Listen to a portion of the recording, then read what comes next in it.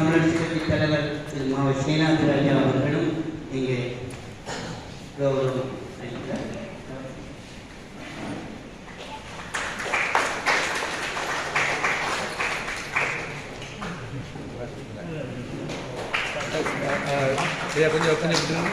சிவன் அஞ்சல் பகம் இப்படி பிடிச்சிருக்கு.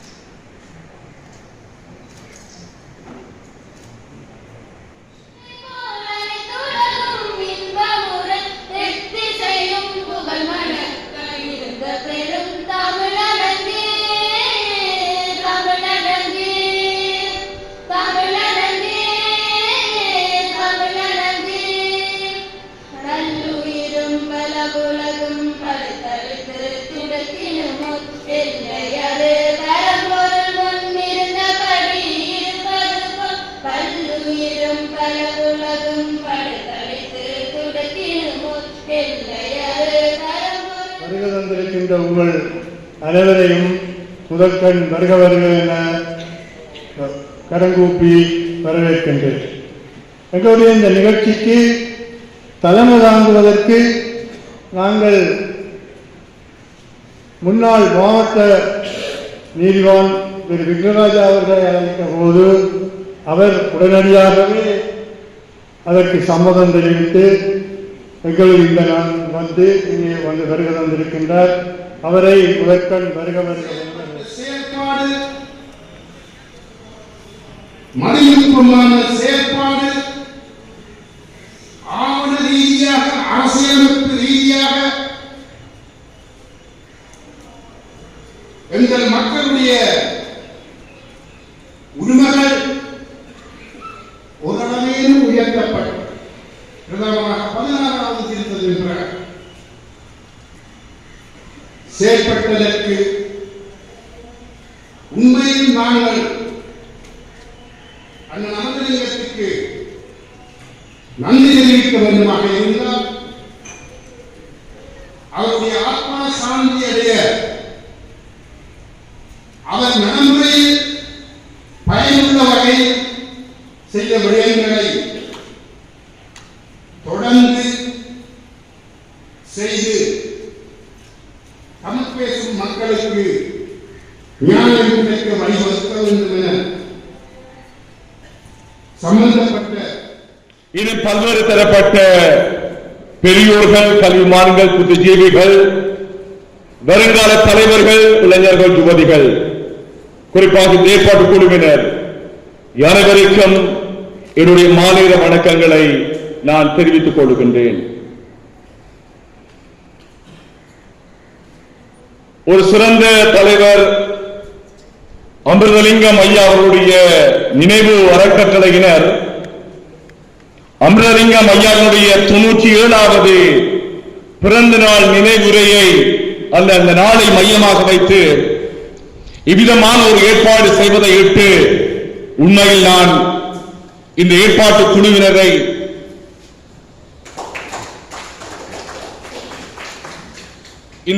குழுவினரை நான் மனதார பாராட்டுகின்றேன். வருகிற 21ஆம் தேதி செப்டம்பர் இந்த நாட்டின் ஜனாதிபதி தேர்தல் இடம்பெற இருக்கிற ஒரு சூழ்நிலையில் எல்லா இடங்களிலும் பரப்புரைகள் முன்னெடுக்கப்பட்டுக் கொண்டிருக்கும் சூழ்நிலையில் தமிழ் மக்களுடைய வகிபாகம், தமிழ் மக்களுடைய சிந்தனை எவ்வாறு பழம்பெரும் தலைவர்களை நினைவு கூறுவதனூடாக எங்களுக்கு ஒரு பாடம் படிப்பினையாக அமைவது இந்த காலத்தின் தேவையாக அமைந்திருக்கின்றது. குறிப்பாக உயர் திரு விக்னராஜா ஐயா அவருடைய பேச்சு உண்மையில் பல சட்ட வாக்கங்களை மீண்டு நினைவு கூர்ந்ததை நான் ஐயாவுக்கு மனதார பாராட்டுகிற உரைக்கு இன்று இருக்கின்ற அநேகமான இளம் தலைமுறையினருக்கு இவ்விதமான சட்ட வாக்கில் இருக்கிற சிறப்புகள் அழுத்தங்கள் தெரியாமல் இருப்பது உண்மையில் வேதனை. அவ்விதமான சிந்தனைகளை இவ்விதமான நினைவு பேருகளால் கடத்த வேண்டியது தலைவருடைய செயற்பாடு.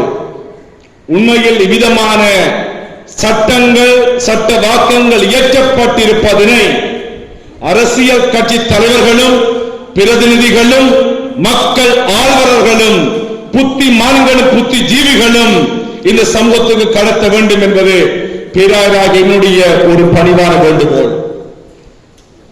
வர இருக்கிற தேர்தலை எவ்வாறு கையாள வேண்டும் என்று இலங்கை தேசிய கிறிஸ்தவ மன்றம் national Christian council of Sri Lanka கடந்த சனிக்கிழமை வரை அதனுடைய தலைவர் நான் தலைவராக இருந்த போது மும்மொழிகளிலும் அதனை வெளியிட்டு செய்து வைத்தோம்.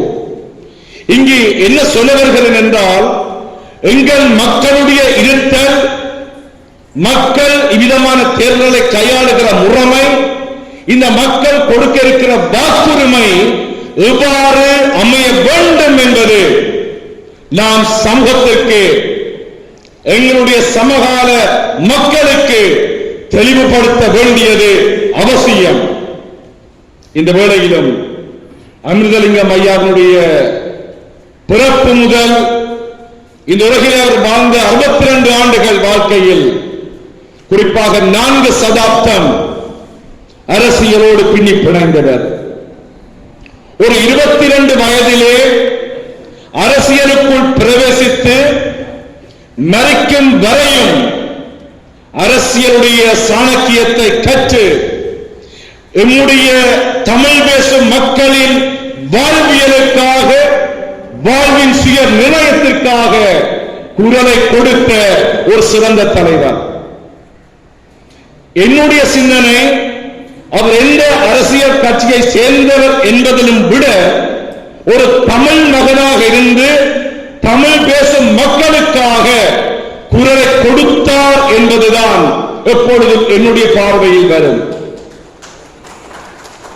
என்ன இந்த அழைப்பை கொடுத்த போது நான் இங்கே நாட்டில் இருக்கவில்லை. பின்னர் என்னுடைய அலுவலகம் வந்த போது ஐயாவுடைய நினைவுரை நான் முழுமையாக அது படித்து முடிக்கவில்லை, இன்னும் முழுமையடையவில்லை. ஆனால் ஓரளவு பகுதிகளை வாசித்த போது உண்மையில் என் இதயம் கனத்தது. என்னுடைய சிந்தனைகள் ஒரு மறு வடிவமாக்கப்பட்டது. அவ்வளவு தூரம் அப்பழுக்கற்ற ஒரு நல்ல சிந்தனையாளனாக, நல்ல ஒழுக்கத்திலே சிறந்தவராக, கல்வியிலும் பல்கலைக்கழகத்திலும் விக்டோரியா கல்லூரியிலே படித்த போது அந்த கல்லூரியின் முதல் மாணவனாக இலங்கை பல்கலைக்கழகம் சென்று கலைத்துறையில் ஒரு முதல் இடத்தை பெற்று சட்டத்துறையிலும் முதலாவது மாணவனாக வெளிவந்து அரசியலில் தடம் பதித்த ஒருவர் நினைவு கூறுவோம் என்றால், இன்று இருக்கின்ற இளைஞர்கள் யுவதிகளுக்கு நாம் சொல்லுகிறோம், இவ்விதமானவர்கள் வாழ்ந்தார்கள், வாழ்ந்து காட்டினார்கள். இன்று 22 வயது. இதை சொல்வதற்கு நான் மனம் பருந்துகிறேன். இவ்விதம் நினைவு கூற நான் ஆற்றுகிற போது பல இடங்கள் சொல்லியிருக்கிறேன். இவ்விதமான தலைவர்களை நினைவு கூறுவது ஏனென்றால் தற்போது இருக்கிற இளைஞர்களுக்கான செய்தி. குறிப்பாக ஒரு மரண வீட்டிலே, ஒரு டெத் மரண வீட்டிலே சமய சடங்குகள் இடம்பெறும். கிறிஸ்தவ சமயத்திலே ஒரு முறைமை இருக்கிறது, ஒரு அருளுரை, ஒரு பிரீச்சிங் இருக்கும். செத்தவருக்கு விளங்க மாட்டார், அவர் மரித்து விட்டார். வாழ்ந்து கொண்டிருக்கின்ற நமக்குத்தான் செய்தி, வாழ்ந்து கொண்டிருக்கின்றவர்களுக்குத்தான் அவர்களூடான படிப்பினையை நாங்கள் கொடுக்கின்றோம். இதனைத்தான் இந்த நினைவு பேரில் நான் சுட்டி காட்டுகிறேன். அவர் வாழ்ந்தார், வாழ்ந்து காட்டினார். எனக்காக எவ்வாறு தடம் பதிக்க வேண்டும் என்பதற்காக வாழ்ந்தார், வாழ்ந்து காட்டினார். எனவேதான் தமிழரசு கட்சியிலே அவர் இணைந்து தந்தை செல்வாவினுடைய ஐயா சொன்னது போல ஒரு வருடகரமாக இருந்து ஏனென்றால் அவர் அவ்வாறு வந்ததற்கு காரணம் 1948 ஆண்டு சுதந்திரம் 10 அவர் எழுதிய ஒரு கட்டுரை. அந்த கட்டுரையை தந்தை செல்வா அவர்கள் வாசித்ததினால் தான் எழுதிய அந்த ஆக்கியோன் அமிர்தலிங்கம் ஐயாவுடைய அரசியல் சாணக்கியத்தை, நுட்பத்தை தந்தை செல்வா கண்டுகொண்டார். இவ்வாறுதான் தலைவர்கள் சீடர்களை கண்டுகொள்ள வேண்டும் என்று நான் துக்கத்தோடு சொல்கிறேன். அநேகமான தலைவர்கள் அவ்வாறு கண்டுகொள்ள மறந்து விடுகிறோம். நாங்கள் கூட இன்று பணபலமும் பல்வேறு ஆதிக்கங்களும் தான் தலைதூக்கி நிற்கின்றன. பணம் படைத்தவர்கள் தான் அதிகமான இடங்களை பிடிக்கிறார்கள். ஒரு சிறந்த தலைவனுடைய திறமை என்னவென்றால் மாணாக்கர்களை உருவாக்க வேண்டும், சீடர் உருவாக்க வேண்டும். தந்தை செல்வா ஒரு சிறந்த சீடனை உருவாக்கினார்.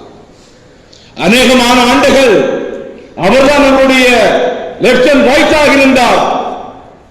அவருடைய வாழ்வியல் செய்தி என்றும் பேசப்படுகிறது என்றால் உண்மையில் ஒரு சிறந்த தலைவர். சில வேளையில் காலத்தின் மாற்றங்கள் தடம் புரண்டாலும் மரிக்கும் வரை தமிழ் மக்களுக்காக உரிமை குரலை கொடுத்த ஒரு செம்மல். இன்று அவரை சிந்திக்கிறோம், எண்ணுகிறோம் என்றால் கல்வியிலும் சமூக வாழ்வியலிலும் அரசியலிலும் ஒரு சிறந்த இடத்தை அவர் வைத்துச் சென்றிருக்கிறார். அவருடைய 2 புதல்வர்களில் மூத்த மகன் அண்மையில் மரித்தார். மறைந்த காண்டிமன் என்னுடைய அண்ணாவுடைய வகுப்பு தோழர். திரு காண்டிமன் மரித்த பின்னர் நான் அண்ணாவிடம் கேட்டேன், திரு காண்டிமனை பற்றி ஒரு சில விடயங்கள் சொல்லுங்கள் என்று. நான் நம்புகிறேன் அண்ணா என்னோட சொந்த சகோதரன் பகிர்ந்து கொண்ட விடயம், ஒரு தன்னுடைய தந்தையிலிருந்து பெற்ற பல விடயத்தை தன்னுடைய கல்லூரி தோழர்களோடு திரு காண்டிமன் பகிர்ந்து கொண்டார். 2வது மகனை குறித்து எனக்கு அவ்வளவு தெரியவில்லை, வைத்தியராக இருக்கிறார். ஏனா சொல்கிறேன், அவர் சிறந்த தந்தை. எவ்வாறு குடும்ப ஒழுக்க விளிமியத்திலே பிள்ளைகளுக்கும் சரியானவற்றை புகட்டி அவற்றிலே சரியான பாதையிலே அவர் நடத்தினார். இன்றும் எங்களோடு பேசிக் கொண்டிருக்கிறார் தலைவர் அமிர்தலிங்கம் ஐயா. ஏனென்றால் எதிர்கட்சி, நான் கடந்த 3 தினங்கள் எங்களுடைய குருமாருக்கான கூட்டத்தில் ஒரு செய்தியை பகிர்ந்தேன். அது சமயம் சார்ந்து இருந்தாலும் அதில் இந்த எதிர்கட்சிகளை குறித்து ஒரு விடயத்தை பகிர்ந்து கொண்டேன். இன்று எங்கு பார்த்தாலும் ஒரு எதிர்ப்பலை இருக்கிறது. எதிர்ப்பலை எதிலும் ஒருவர் ஒன்று சொன்னால் அதற்கான எதிர்ப்பலையைத்தான் தேடுகிறோம். சில வேளைகள் எங்களுடைய பாராளுமன்றத்திலும் எதிர்கட்சி என்றால் எதிர்த்துக் கொண்டிருப்பது என்று கூறுவோம். அல்ல, வெளிநாடுகள் பாருங்கள், ஐரோப்பிய நாடுகளுக்கு சென்று பாருங்கள், எதிர்கட்சியுடைய வகிபாகம். சில நல்ல குணாதிசயங்களை நாங்கள் பெற்றுக்கொள்ள வேண்டும். எதிர்கட்சி என்பது அரசு இருக்கிற கட்சியை தொடர்ந்து எதிர்ப்பதல்ல, எதிர்க்க வேண்டியவற்றை தான் எதிர்க்க வேண்டும், தட்டி கொடுக்க வேண்டியவற்றை தட்டி கொடுக்க வேண்டும், கண்டிக்க வேண்டியவற்றை கண்டிக்க வேண்டும் என்று அரசியலில் எதிர்ப்பலை தான் அதிகரித்திருக்கிறது. அது நான் சொல்லித்தான் தெரிய வேண்டும். குறிப்பாக துக்கத்தோடு சொல்ல, தமிழ் தேசியத்திலும் இந்த எதிர்ப்பலையினால் தான் நாங்கள் சின்ன பின்னப்பட்டு போயிருக்கிறோம். சின்ன பின்னப்பட்டு வேதோடு சொல்லுகிறேன். என்னை அனிமா கேட்பார்கள், நீங்கள் பேராயராக எவ்விதமாக தெரிவு செய்யப்பட்டீர்கள்? எந்த அரசியல் பின்புலமோ எந்த பண ஆதிக்கமோ யாருடைய காலடிகளில் நான் விடவில்லை. நான் நம்பினது 2 விடயம். ஒன்று இறைவன், 2வது மக்கள். எந்த விதமான காழ்ப்புணர்வுகளோ அரசியல் எதிர்ப்புகளையோ நான் காண்பிப்பதில்லை. நான் கற்றது யாழ்ப்பாண கல்லூரி. யாழ்ப்பாண கல்லூரியின் சில பிரமுகர்கள் ஐயா அவர்களும் அங்குதான் கற்றவர்கள். எங்களுடைய கல்லூரிக்கான தனித்துவம் இருக்கிறது. மற்ற கல்லூரி நான் பிள்ளைன்னு சொல்லவில்லை. இன்று சில வேளையில் அது கூட தடமாறுவது என்று எண்ணுகிறேன். அதனுடைய ஆளுநர் சபை தலைவர் நான் எண்ணுகிறேன். ஏனென்றால் எங்களுடைய கலாச்சாரத்திலே இவ்விதமான ஒரு சில நஞ்சுத்தன்மைகள் ஊடுருவிக் கொண்டு செல்கின்றன. நிறைவாக இந்த நினைவு பேரர்கள் ஆற்றுகிற போதெல்லாம் உண்மையில் சிறந்த தலைவர்களை, சிறந்த கல்விமான்களை, சிறந்த அரசியல்வாதிகளை நாம் மீட்டு பார்க்க வேண்டும். பிறந்தோம் வாழ்ந்தோம் என்றல்ல, அவர்கள் வாழ்ந்தார்கள், வாழ்ந்து காட்டினார்கள். எங்களுக்கான ஒரு செய்தியை அவர்கள் விட்டு சென்றிருக்கிறார்கள். அதனை தொடர்வது எமது பணி. அது மட்டுமல்ல, அடுத்த சமூகத்திடம் ஒரு நல்ல கலாச்சாரத்தை நாங்கள் கொடுத்து விட்டு செல்ல வேண்டும். நான் சொல்லுவேன், இப்பொழுது ஒரு நல்ல பண்பாட்டை நாங்கள் எங்களுக்கான பண்பாடு இருக்கிறது, மாற்றுக்கிறதுக்கு இடம் இல்லை. ஆனால் சிறந்த ஒரு பண்பாட்டை நாம் உருவாக்கி அடுத்த சமூகத்துடன் நாங்கள் கொடுத்து விட்டு செல்ல வேண்டும். இவ்விதமான தன்னுடைய உரைகளிலே அரசியல் மட்டுமல்ல, அரசியல், சமூக, பொருளாதார, கலாச்சார விடயங்களையும் சமய விடயங்களையும் நாங்கள் சொல்ல வேண்டும். என ஒன்றோடு ஒன்று அவை கைகோர்த்தவை, ஒன்றை விட்டு ஒன்று பின்னடைய முடியாதவை. இலங்கையில் ஒரு நாளைக்கு ஐயா ஓய்வு பெற்றாலும் ஐயா தெரியும், கிட்டத்தட்ட 800 விவாகரத்து கேசுகள் ஒவ்வொரு நாளும் வந்து கொண்டிருக்கிறது, டிவோர்ஸ் கேஸ். இன்று கலாச்சாரம், இலங்கை உட்பட தமிழ் கலாச்சாரம் எங்கு சென்று கொண்டிருக்கின்றது. நாங்கள் புதிய ஒரு பண்பாட்டை அடுத்த சந்ததியிடம் கொடுத்து விட்டு செல்ல வேண்டும். நான் ஒன்று சொல்லுவேன், இப்பொழுது நாங்கள் உட்பட நான் இணைந்தான் சொல்கிறேன், கதிரைகளுக்கு சூடேற்ற நாங்கள் ஒருபோதும் வரக்கூடாது. கதிரைகளுக்கு சூடேற்ற வரக்கூடாது. தரப்பட்ட கதிரையிலிருந்து நல்லதை செய்துவிட்டு அடுத்த கதிரை ஒப்படைத்து விட்டு நாங்கள் செல்ல வேண்டும். இன்று அநேகமான தலைவர்கள், சமய தலைவர்கள் கூட, ஒரு சமய தலைவராக நான் சொல்றேன், கதிரைகளை சூடேற்ற இருக்கிறார்கள், இருந்தார்கள், இருக்க பார்க்கிறார்கள். அவ்வாறு செய்ய வேண்டாம். நாம் ஒரு புதிய பண்பாட்டை, கலாச்சாரத்தை உருவாக்கி நல்ல தலைவர்களிடம் எங்கள் நாடு, தேசம், இந்த அமைப்புகளை ஒப்படைக்க வேண்டும். அதற்கு இவ்விதமான நினைவு பேரவைகள் வழி சமைக்கின்றன. மீண்டும் என்னை அழைத்தமைக்கு நன்றி. தொடர்ந்து நாங்கள் பயணிப்போம், எம் தேசியத்திற்காகவும் எம் தேச மக்களுக்காகவும். இறைவன் தந்தை செல்வா சொன்னார், இறுதியாக தமிழ் மக்களை கடவுளை காப்பாற்றட்டும் என்று. அத்தோடு நான் சேர்ந்து சொல்லுவேன், அவர் ஒரு பெரிய ஞானவான், சொல்லுவார்கள் ஒரு வகையிலே ஒரு தீர்க்கதரிசி என்று. தமிழ் மக்களை கடவுள் காப்பாற்றட்டும் சொல்லிவிட்டு நாங்கள் வேடிக்கை பார்க்காமல் கடவுளுடைய ஈடுபாட்டில் எம்மை இணைத்துக் கொள்ளுவோம், கடவுளுடைய செயற்பாட்டில் எம்மை பங்காளிகளாக மாற்றுவோம். அது நாம் சமூகத்தில் செய்யும் பாரிய தொண்டு. நன்றி, வணக்கம்.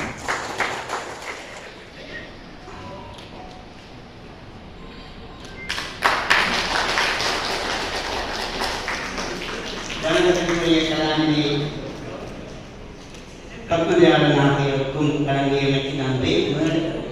சபையோருக்கு அந்த நூல் வழங்கப்படும். அப்படியே கையில் வச்சு அடுத்து கொஞ்சம் பக்கத்தில்